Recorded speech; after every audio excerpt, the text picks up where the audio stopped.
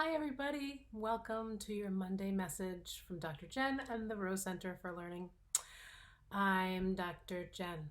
I just said that.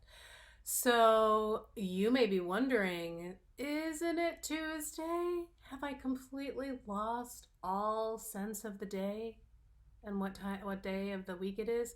Well, probably because we all have. But no, it is actually Tuesday. I am giving you a Monday message on Tuesday. Why?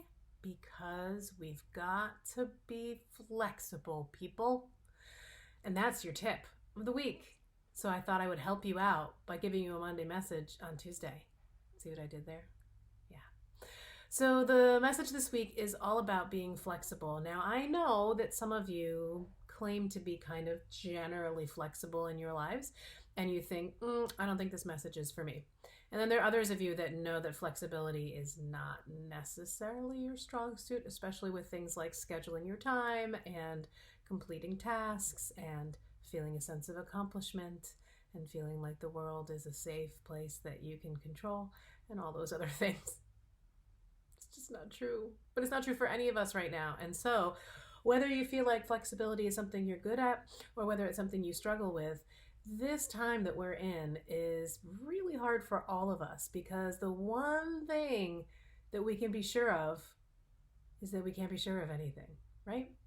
And so, what I mean by that is you can do your best to create a schedule that works, but I think at this point, after all of these weeks, we're all pretty much aware of the fact that weeks are going to be crazy. Like, for instance, when you're filming a video for all the people and your husband walks in unexpectedly, even though he said goodbye to you about an hour ago and you thought he left, but he didn't, and he walks in and interrupts the video that you're making. Normally, that kind of thing might just, I don't know, make me a little crazy. But today, it's okay because I'm just going to pile it on top of all the crazy that is our daily existence right now. Yeah, so it's good. People around you will give you lots and lots of chances to practice your flexibility, as I'm sure you're aware. So the idea here, guys, is that you can do the most planning you can possibly do, and I suggest you do because planning is great. Structure is helpful. Don't get me wrong, I love structure. Personally, professionally, structure is good. But you have to be able to also move with the times. And the way that you do that is by creating a flexible attitude. And you want to feed flexibility. And that's the tip of the week, is to feed flexibility. So what does that mean? Even though that universe is throwing a lot of uncertainty our way, even though we love certainty, we are in an uncertain time.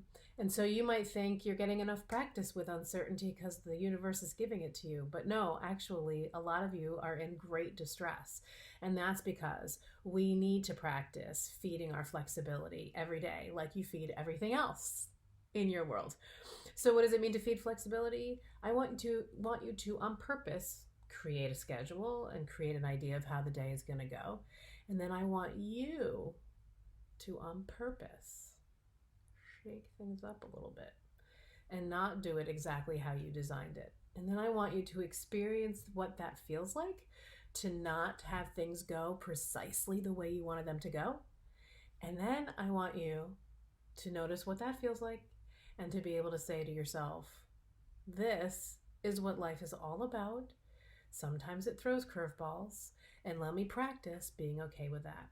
So whether that is doing some mindfulness, where you're doing specific breathing to get yourself into a calm state, whether you are in visualizing a happy place and a calm self, whether it is that you're going to do 10 jumping jacks to get rid of your negative energy and get it out of you, whether it's talking to yourself and giving yourself positive affirmations, not only positive affirmations, but which I already said, but talking to yourself about what next, what's the next step, and constantly going towards that next step.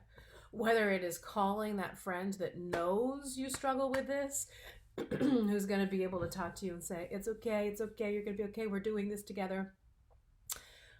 Whether it is going off and doing something that makes you laugh, watching something or taking part in something that makes you laugh. There are a lot of different ways to deal with the feelings that come up when you have unexpected flexibility needs. But honestly, what we're talking about really here is agility. And the one thing that remains pretty true about success is that the more agile you are, the more you can embrace or feed flexibility, the less stressed you are, because the more the unexpected becomes expected. You kind of are you're expecting unexpected things to happen. Therefore, when they happen, it doesn't throw you as much. So whether you're talking about sports, and you look at football, you look at basketball, you look at soccer, all of the drills in every sport that they have are all about agility, right? They're all about changing the direction of your body so that you are able to complete whatever the task is. So for example, whenever I look at like wide receiver, good example, and they're running to catch the ball, and I just think, oh my God, knees. That's the first thing I think, because this, these guys and women who can do this, it's like it requires amazing knees to change direction and to be running in a direction, looking back behind you. Anyway, but they do that, right? And the way they do that is all the agility drills, all the practice, feeding that flexibility so that they're able to do it when it's game time. So same thing for you. You never know necessarily when game time's coming, but the more you feed your flexibility, the more you're going to be prepared for that. So every day you want to practice that. Practice it, particularly if this is something that you struggle with.